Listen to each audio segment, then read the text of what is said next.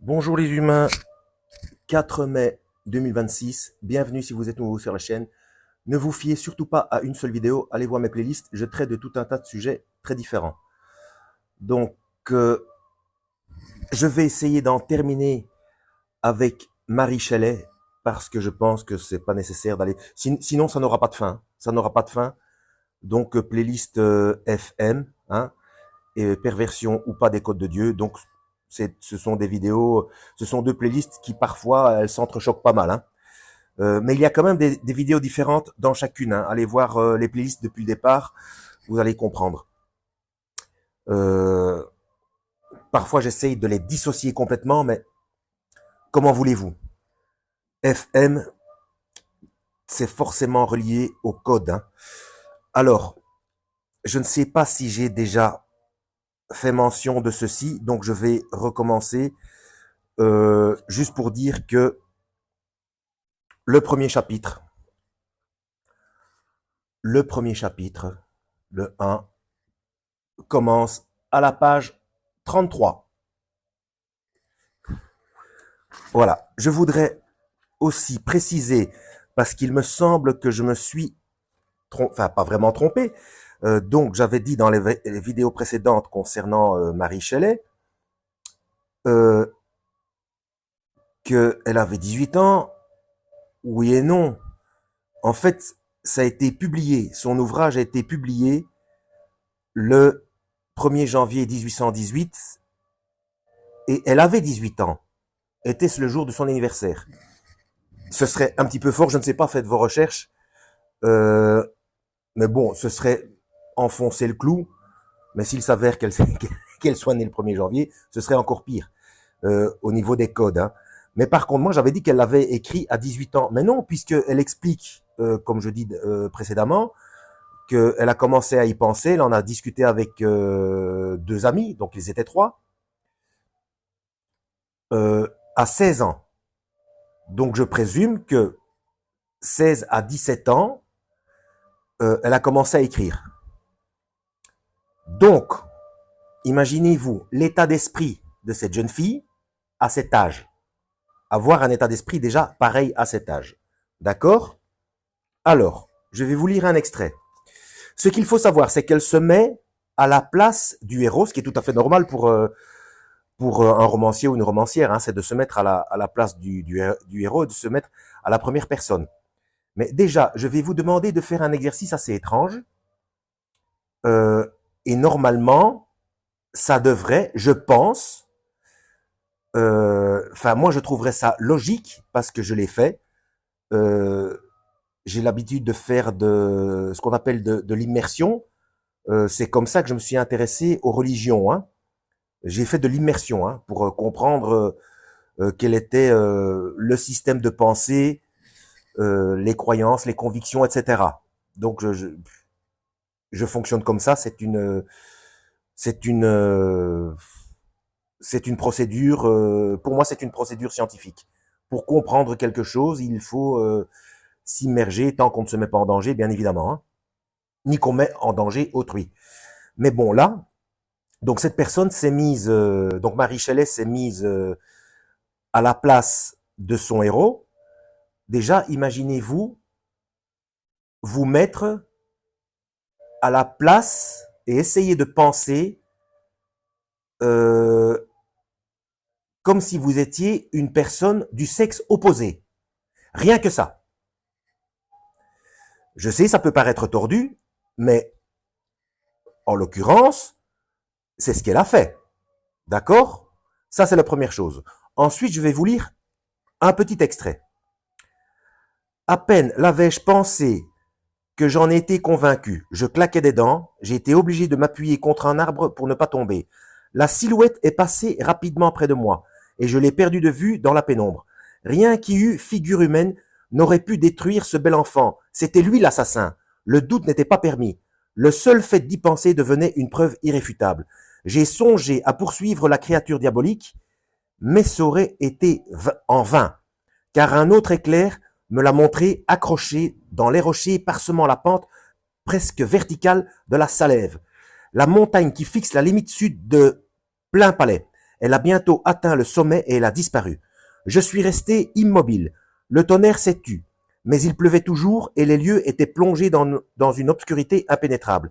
J'ai revu alors les événements que j'avais jusqu'alors tenté d'oublier, toutes les étapes jusqu'à la création, l'apparition vivante à mon chevet du fruit de mes recherches et sa fuite. Presque 2 ans s'étaient écoulés depuis la nuit où le monstre avait reçu la vie. Donc, elle se met, Marie Shelley, elle se met à la place du scientifique Victor Frankenstein, hein, d'accord? Était-ce là son premier crime? Hélas, j'avais lâché de par le monde un être abominable et malfaisant qui se délectait de carnage et de malheur. Elle a 16 ou 17 ans quand elle pense et qu'elle commence à écrire ça. Hein. Je le rappelle, je le rappelle. Elle se met à la place d'un scientifique masculin. N'avait-il pas assassiné mon frère? Personne ne peut concevoir l'angoisse douloureuse que j'ai ressentie pendant le reste de la nuit. Passé en plein air, dans le froid et l'humidité. Ce que je vous lis là, c'est du bisounours. Hein. Pour ceux qui ne l'ont pas lu, vous savez à quoi je veux en venir. Mais j'étais insensible au déchaînement du ciel. Mon imagination était obsédée par des scènes d'effroi et de désespoir. Cette créature que j'avais lancée au milieu des humains, à qui j'avais conféré la volonté et la capacité de créer l'horreur, comme celle qui venait de commettre, c'était presque mon propre vampire, mon propre fantôme, échappé de la tombe et destiné à détruire tout ce qui m'était cher. Une chance qu'elle a fait le prologue, hein, allez voir les 2 épisodes précédents. Hein. Une chance qu'elle a fait un préambule. Hein. Le jour s'est levé, je me suis dirigé vers la ville. Les portes étaient ouvertes et je me suis hâté vers la demeure de mon père. 7 minutes, excusez-moi s'il y a un décalage de son, hein, mais là je vais pas m'arrêter, je suis désolé. Si ça gêne trop, regardez ailleurs. Hein. Je ne sais rien faire par rapport au décalage de son, je suis désolé. Ma première idée était de révéler ce que je savais de l'assassin afin qu'on se lance immédiatement à sa poursuite. Mais j'y ai renoncé en pensant à tout ce qu'il me faudrait raconter. Un être que j'avais fabriqué de mes propres mains. Comment avoir une telle idée? Même pour faire un roman, quoi. Et auquel j'avais donné la vie, était apparu devant moi à minuit sur les pentes abruptes d'une montagne inaccessible. À cet âge-là. Je me rappelais aussi la fièvre nerveuse qui m'avait saisi au moment même où je l'avais créé et qui donnait un air de délire à un récit déjà si totalement improbable. Je savais très bien que si n'importe qui d'autre m'avait fait un tel récit, je n'y aurais vu que de folles divagations. En outre, la nature extraordinaire de cet être le ferait échapper à toute poursuite, même si l'on me croyait assez pour que les miens soient persuadés de s'y lancer. Et puis, à quoi bon cette poursuite? Je trouve que ça fait pas mal référence au golem dans la Kabbale. Vous voyez ce que je veux dire? Dans les croyances judaïques. Qui pourrait arrêter une créature capable d'escalader les parois en surplomb de la salève? Ces réflexions m'ont décidé et j'ai résolu de ne rien dire. Il était presque 5 heures du matin lorsque je suis entré dans la maison paternelle.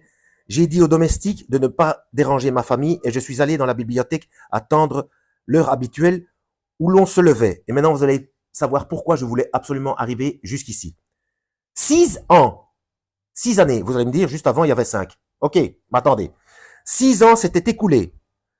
Ils avaient passé comme dans un rêve, à l'exception d'une tâche indélébile. Et je me tenais à l'endroit même où j'avais embrassé mon père pour la dernière fois, avant de partir pour Ingolstadt. Elle est connue aussi, cette ville, pour Ingolstadt, pour certaines autres choses connues. Hein. Alors, mon cher, mon vénérable père, donc 6 ans, mon vénérable père, la dernière fois avant de partir. Quelle page?